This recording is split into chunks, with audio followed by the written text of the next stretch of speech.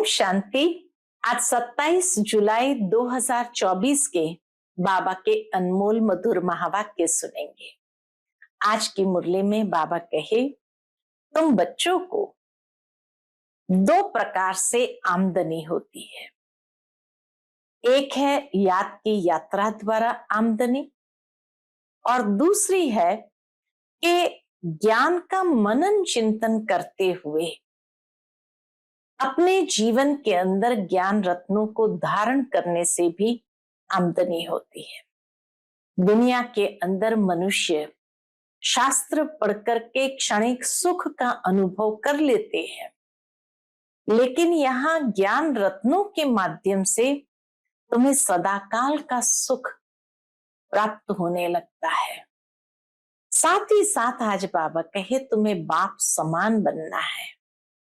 इस बात में तो बाबा कहे, तुम्हें रहम दिल और कल्याणकारी बनना है। समझदार वह है जो खुद भी पुरुषार्थ करे और दूसरों को भी कराए। इसीलिए बाबा कहे, तुम्हें अपनी चेकिंग निरंतर करनी है कि हम किस प्रकार के पढ़ाई करके पुरुषार्थ कर रहे हैं। उत्तम कर रहे हैं, मध्यम कर रहे हैं या कनिष्ठ कर रहे हैं। उत्तम पाठ उनका कहेंगे जो खुद भी उत्तम बनते हैं और दूसरों को भी उत्तम बनाते हैं, अर्थात सर्विस करके ब्राह्मणों की वृद्धि करते हैं। तो बाबा कहे, तुम्हारा पुरुषार्थ यही है कि अब ये पुराना चोला छोड़ करके नया चोला धारण करना, अर्थात आत्मा पवित्र बने तब तो नई पवित्र जुत्ती कहो, चोला कहो, प्राप्त हो सके। तो इसलिए अब आत्मा को इतना संपूर्ण पवित्र बनाना है। तो सुनते हैं आज के बाबा के अनमोल मधुर महावाक्य। ओम शांति। मीठे बच्चे, बाप समान रहम दिल और कल्याणकारी बनो। समझदार वह जो खुद भी पुरुषार्थ करे और दूसरों को भी कराए। आज की मुरली से प्रश्न है, तुम बच्चे अपनी पढ़ाई से कौन सी चेकिंग कर सकते हो? तुम्हारा पुरुषार्थ क्या है? उत्तर, पढ़ाई से तुम चेकिंग कर सकते हो कि हम उत्तम पाठ बजा रहे हैं या मध्यम या कनिष्ठ। सबसे उत्तम पाठ उनका कहेंगे जो दूसरों को भी उत्तम बनाते हैं, अर्थात सर्विस कर ब्राह्मणों की वृद्धि करते हैं। तुम्हारा पुरुषार्थ है पुरानी जुत्ती उतार नई जुत्ती लेने का, अर्थात पुराना चोला छोड़ नया चोला धारण करने का। जब आत्मा पवित्र बने तब उसे नई पवित्र जुत्ती यानी शरीर मिले। ओम शांति। बच्चे दो तरफ से कमाई कर रहे हैं। एक तरफ है याद की यात्रा से कमाई और दूसरी तरफ है 84 के चक्र के ज्ञान का सिमरण करने से कमाई। इसको कहा जाता है डबल आमदनी। और अज्ञान काल में होती है अल्पकाल क्षणभंगुर सिंगल आमदनी।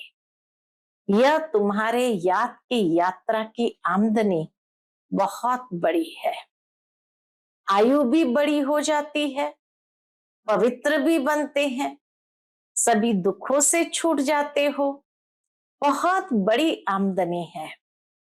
सतयुग में आयु भी बड़ी हो जाती है। दुख धाम का नाम नहीं, क्योंकि वहां रावण राज्य ही नहीं। अज्ञान काल में पढ़ाई का अल्पकाल का सुख रहता है और दूसरा पढ़ाई का सुख शास्त्र पढ़ने वालों को मिलता है। एक पढ़ाई का सुख अल्पकाल की जो दुनियावी पढ़ाई है, उस पढ़ाई से भी पद की प्राप्ति करते हैं तो सुख का अनुभव होता। और दूसरा पढ़ाई है शास्त्रों की पढ़ाई। तो बाबा कहा, दूसरा पढ़ाई का सुख शास्त्र पढ़ने वालों को मिलता है, उनसे फॉलोअर्स को कुछ फायदा नहीं। फॉलोअर्स तो है भी नहीं, क्योंकि वह तो न ड्रेस आदि बदलते न घर बार छोड़ते तो फॉलोअर्स कैसे कह सकते। वहां तो शांति पवित्रता सब है। यहाँ अपवित्रता के कारण घर घर में कितनी अशांति होती है। तुमको मत मिलती है ईश्वर की। अभी तुम अपने बाप को याद करो, अपने को ईश्वरीय गवर्नमेंट समझो, परंतु तुम हो गुप्त। दिल में कितनी खुशी होनी चाहिए। अभी हम हैं श्रीमत पर, उनकी शक्ति से सतो प्रधान बन रहे हैं। यहाँ तो कोई राज्य भाग्य लेना नहीं है। हमारा राज्य भाग्य होता ही है नई दुनिया में। अभी उसका मालूम पड़ा है। इन लक्ष्मी नारायण के 84 जन्मों की कहानी तुम बता सकते हो। बल कोई भी मनुष्य मात्र हो, कैसा भी कोई पढ़ाने वाला हो, परंतु एक भी ऐसे कह नहीं सकेंगे, क्या नहीं कह सकेंगे, ये आओ तो हम इन्हों के 84 जन्म की कहानी बताएं। तुम्हारी बुद्धि में अब स्मृति रहती है, विचार सागर मंथन भी करते हो। अब तुम हो ज्ञान सूर्यवंशी, फिर सतयुग में कहा जाएगा विष्णुवंशी। ज्ञान सूर्य प्रगटा, अज्ञान अंधेर विनाश। इस समय तुम्हें ज्ञान मिल रहा है ना। ज्ञान से ही सदगति होती है। आधा कल्प ज्ञान चलता है, फिर आधा कल्प अज्ञान हो जाता है। यह भी ड्रामा में नूंद है। बाबा कहे यह भी ड्रामा की नूंद है। तुम अभी समझदार बने हो। जितना जितना तुम समझदार बनते हो, औरों को भी आप समान बनाने का पुरुषार्थ करते हो। तुम्हारा बाप रहमदिल कल्याणकारी है, तो बच्चों को भी बनना है। बच्चे कल्याणकारी न बने तो उनको क्या कहेंगे। गायन भी है ना, हिम्मत दे बच्चे मदद दे बाप। यह भी जरूर चाहिए, नहीं तो वर्षा कैसे पाएंगे। सर्विस अनुसार तो वर्षा पाते हो, ईश्वरीय मिशन हो ना। जैसे क्रिश्चियन मिशन, इस्लामी मिशन होती है, वह अपने धर्म को बढ़ाते हैं। तुम अपने ब्राह्मण धर्म और दैवी धर्म को बढ़ाते हो। ड्रामा अनुसार तुम बच्चे जरूर मददगार बनेंगे। कल्प पहले जो पार्ट बजाया था वह जरूर बजाएंगे। तुम देख रहे हो हर एक अपना उत्तम मध्यम कनिष्ठ पार्ट बजा रहे हैं। सबसे उत्तम पार्ट कौन सा है। बाबा कहे सबसे उत्तम पार्ट वह बजाते जो उत्तम बनाने वाला है, दूसरों को भी आप समान उत्तम बनाने वाला है। तो सभी को बाप का परिचय देना है और आदि मध्य अंत का राज समझाना है। ऋषि मुनि आदि भी नेति नेति कहते गए और फिर कह देते हैं सर्वव्यापी। एक तरफ तो नेति नेति कहा, अर्थात हम उनके अंत को पा नहीं सकते हैं, नेति नेति, और फिर कह देते वो सर्वव्यापी है और कुछ नहीं जानते। ड्रामा अनुसार आत्मा की बुद्धि भी तमो प्रधान बन जाती है। शरीर की बुद्धि नहीं कहेंगे, बुद्धि आत्मा में है। आत्मा में ही मन बुद्धि है। ये अच्छी रीति समझकर और फिर बच्चों को चिंतन करना है, फिर समझाना होता है। वो लोग शास्त्र आदि सुनाने के लिए कितने दुकान निकाल बैठे हैं। तुम्हारी भी दुकान है। बड़े बड़े शहरों में बड़े दुकान चाहिए। बाबा कहे बड़े बड़े शहरों में बड़े दुकान चाहिए। बच्चे जो तीखे होते हैं उनके पास खजाना बहुत रहता है। इतना खजाना नहीं है तो कोई को दे भी नहीं सकते हैं। धारणा नंबरवार होती है। बच्चों को अच्छी रीति धारणा करनी है जो किसी को भी समझा सके। बात कोई बड़ी नहीं है, सेकंड की बात है। बाप से वर्षा लेना है तुम आत्माएं बाप को पहचान गए हो तो बेहद के मालिक बन गए हो। बाबा कहे बाप को पहचान गए तो बेहद के मालिक हो गए। मालिक भी नंबरवार होते हैं, राजा भी मालिक तो प्रजा भी कहेंगे हम भी मालिक है। यहां भी सब कहते हैं ना हमारा भारत, तुम भी कहती हो श्रीमत पर हम अपना स्वर्ग स्थापन कर रहे हैं। फिर स्वर्ग में भी राजधानी है, अनेक प्रकार के दर्जे हैं, पुरुषार्थ करना चाहिए उच्च पद पाने का। बाप कहते जितना अभी पुरुषार्थ कर पद पाएंगे वही कल्प कल्पांतर के लिए होगा। इम्तिहान में कोई की कम मार्क्स हो जाती है तो फिर हार्ट फेल भी हो जाते हैं। यह तो है बेहद की बात। पूरा पुरुषार्थ नहीं किया तो फिर दिल शिकस्त भी होंगे, सजा भी खानी पड़ेगी। उस समय कर ही क्या सकेंगे। बाबा कहे उस समय कर ही क्या सकेंगे, कुछ भी नहीं। आत्मा क्या करेगी। वो लोग तो जीवघात करते हैं, डूब मरते हैं, इसमें घात आदि की बात नहीं। आत्मा का तो घात होता नहीं, वह तो अविनाशी है।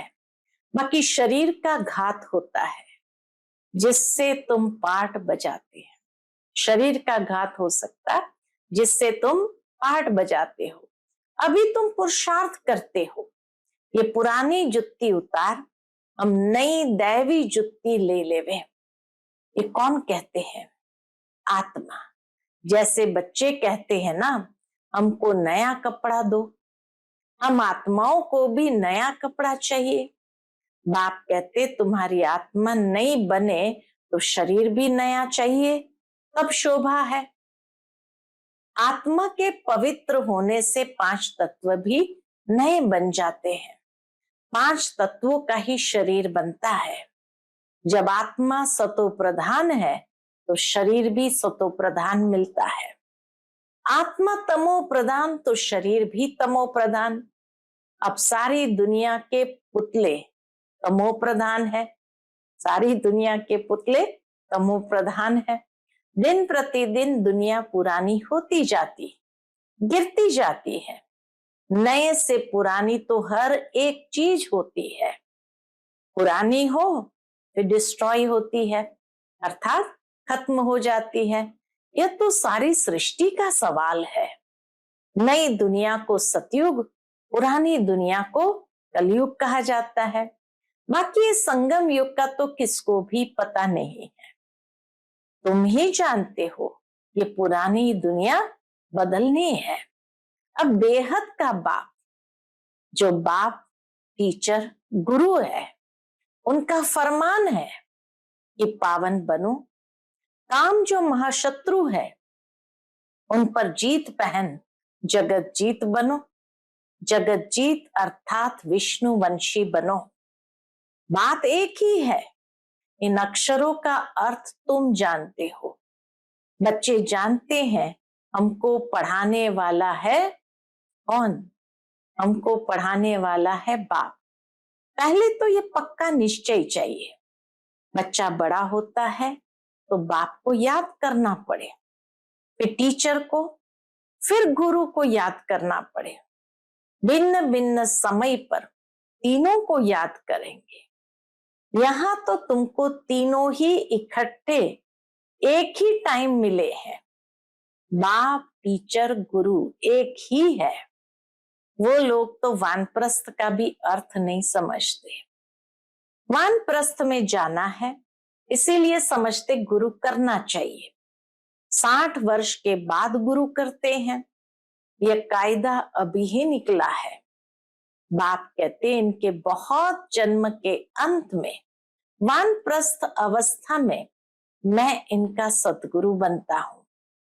बाप भी कहते हैं 60 वर्ष बाद सतगुरु किया है, जबकि निर्वाण धाम जाने का समय है।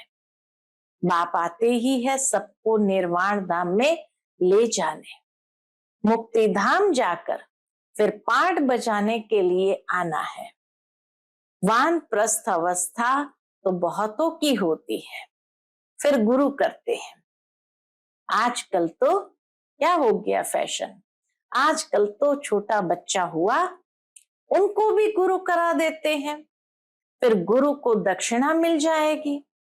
क्रिश्चियन लोग क्रिश्चियनाइज कराने गोद में जाकर देते हैं, जो प्रीस्ट होता है उनकी गोद में जाकर देते हैं, परंतु वह कोई निर्वाण धाम में जाते नहीं। ये सब राज बाप समझाते हैं। ईश्वर का अंत तो ईश्वर ही बताएंगे।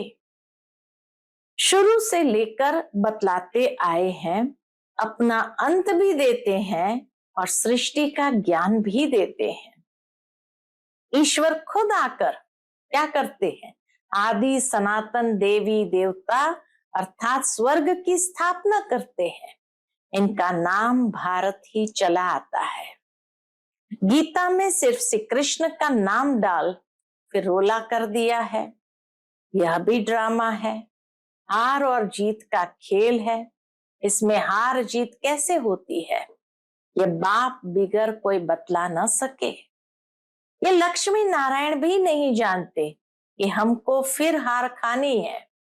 यह तो सिर्फ तुम ब्राह्मण ही जानते हो, शूद्र भी नहीं जानते हैं। बाप ही आकर तुमको ब्राह्मण से देवता बनाते हैं। हम सो का अर्थ बिल्कुल अलग है, ओम का अर्थ अलग है। मनुष्य तो बिगर अर्थ जो आया वह कह देते हैं। अभी तुम जानते हो कि कैसे नीचे गिरते हैं फिर चढ़ते हैं। ये ज्ञान अभी तुम बच्चों को मिलता है। ड्रामा अनुसार फिर कल्प बाद बाप ही आकर बताएंगे। जो भी धर्म स्थापक है वह आकर फिर अपना धर्म अपने समय पर स्थापन करेंगे। नंबरवार पुरुषार्थ अनुसार नहीं कहेंगे। धर्म स्थापन करने वाले को नंबरवार पुरुषार्थ अनुसार नहीं कहेंगे, नंबरवार समय अनुसार, पुरुषार्थ अनुसार नहीं, नंबरवार समय अनुसार आकर अपना अपना धर्म स्थापन करते हैं। ये एक बाप ही समझाते हैं। मैं कैसे ब्राह्मण फिर सूर्यवंशी चंद्रवंशी डिनाइस्टी स्थापन करता हूं। अभी तुम हो ज्ञान सूर्यवंशी, जो फिर विष्णुवंशी बनते हो। अक्षर बड़ी खबरदारी से लिखने होते हैं, जो कोई भूल न निकाले। तुम जानते हो यह ज्ञान का एक एक महावाक्य रत्न हीरे हैं। बच्चों को समझाने की बहुत रिफाइननेस चाहिए। बच्चों को समझाने की बहुत रिफाइननेस चाहिए। कोई अक्षर भूल से निकल जाए तो फट से राइट कर समझाना चाहिए। सबसे कड़ी भूल है कौन सी? सबसे कड़ी भूल है बाप को भूलना। बाप फरमान करते हैं मामेकम याद करो, ये भूलना नहीं चाहिए। बाप कहते हैं तुम बहुत पुराने आशिक हो, तुम सब आशिकों का एक माशुक है। वह तो एक दो की शक्ल पर आशिक माशुक होते हैं। यहाँ तो वो तो एक दूसरे की शक्ल पर आशिक माशुक होते हैं। यहाँ तो माशुक है एक। वह एक कितने आशिकों को याद करेंगे? अनेकों को एक को याद करना तो सहज है, एक कैसे अनेकों को याद करेंगे? बाबा को कहते बाबा हम आपको याद करते हैं, आप हमको याद करते हैं। कई बच्चे बाबा से पूछते हैं बाबा आप हमको याद करते हैं? बाबा क्या कहेंगे? अरे याद तुमको करना है पतित से पावन होने के लिए। मैं थोड़ी पतित हूं जो याद करूं। तुम्हारा काम है याद करना, क्योंकि पावन बनना है। जो जितना याद करते हैं और अच्छी रीति सर्विस भी करते हैं उनको धारणा होती है। याद की यात्रा बहुत डिफिकल्ट है, इसमें ही युद्ध चलती है। बाकी ऐसे नहीं कि 84 का चक्र तुम भूल जाएंगे। ये कान सोने का बर्तन चाहिए। बाबा कहे ये कान सोने का बर्तन चाहिए, जितना तुम याद करेंगे उतनी धारणा अच्छी होगी, इसमें ताकत रहेगी। इसीलिए कहते हैं याद का जौहर चाहिए, याद में ही ताकत रहेगी, इसलिए कहते हैं याद का जौहर चाहिए। ज्ञान से कमाई है, याद से सर्व शक्तियां मिलती है नंबरवार। तलवारों में भी नंबरवार जौहर का फर्क होता है। वह तो है स्थूल बातें, मूल बात बाप एक ही कहते हैं। कौन सी है मूल बात? अलफ को याद करो। दुनिया के विनाश के लिए यह एक एटॉमिक बॉम्ब जाकर रहेगा और कुछ नहीं। उसमें न सेना चाहिए न कैप्टन। आजकल तो ऐसा बनाया है जो जहां बैठे बैठे ही बम छोड़ेंगे। तुम यहां बैठे बैठे राज्य लेते हो, वह वहां बैठे सबको विनाश करा देंगे। तुम्हारा ज्ञान और योग उनका मौत का सामान इक्वल हो जाता है। तुम्हारा ज्ञान और योग और उनका मौत का सामान दोनों इक्वल हो जाता है। यह भी खेल है। एक्टर्स तो सब है ना। भक्ति मार्ग पूरा हुआ है। बाप ही आकर अपना और रचना के आदि मध्य अंत का परिचय देते हैं। अब बाप कहते हैं व्यर्थ की बातें तुम नहीं सुनो, इसलिए hear no evil, see no evil, talk no evil. इनका चित्र बनाया है। आगे बंदर का बनाते थे, अब मनुष्य का बनाते हैं, क्योंकि सूरत मनुष्य की है परंतु सीरत बंदर जैसी है, इसलिए भेंट करते हैं। अभी तुम किसकी सेना हो? शिव बाबा की। हम सभी किसकी सेना है? शिव बाबा की। बंदर से तुमको मंदिर लायक बना रहे हैं। कहां की बात कहां ले गए? बंदर कोई पुल आदि बांध सकता है क्या? ये सब है दंत कथाएं। कभी भी कोई पूछे शास्त्रों को तुम मानते हो? बोलो वाह, ऐसा कौन होगा जो शास्त्र को नहीं मानेगा? हम सबसे जास्ती मानते हैं। तुम भी इतना नहीं पढ़ते हो जितना हम पढ़ते हैं। आधा कल्प हमने पढ़े हैं। स्वर्ग में शास्त्र भक्ति की कोई चीज नहीं होती। कितना सहज बाप समझाते हैं, फिर भी आप समान बना नहीं सकते। बच्चों आदि के बंधन के कारण कहां निकल नहीं सकते। यह भी ड्रामा ही कहेंगे। बाप कहते हैं हफ्ता 15 दिन कोर्स ले, फिर आप समान बनाने लग जाना चाहिए। जो बड़े बड़े शहर है, कैपिटल में घेराव डालना चाहिए, तो फिर उनका आवाज निकलेगा। बड़े आदमी बिगर कोई का आवाज निकल ना सके। जोर से घेराव डालो तो फिर बहुत आएंगे। बाप के डायरेक्शन मिलते हैं ना, ये सब बाबा सेवा अर्थ डायरेक्शन भी देते हैं। अच्छा, मीठे मीठे सिकिलदे बच्चों प्रति माता पिता बाप दादा का याद प्यार और गुड मॉर्निंग। रूहानी बाप की रूहानी बच्चों को नमस्ते। हम सभी रूहानी बच्चों की रूहानी माता पिता बाप दादा को याद प्यार, गुड मॉर्निंग और नमस्ते। नमस्ते। शुक्रिया बाबा, शुक्रिया। आज की मुरली से धारणा के लिए मुख्य सार है। पहली पॉइंट, ज्ञान और योग से अपनी बुद्धि को रिफाइन बनाना है। बाप को भूलने की भूल, बाप को भूलने की भूल कभी नहीं करनी है। आशिक बन माशुक को याद करना है।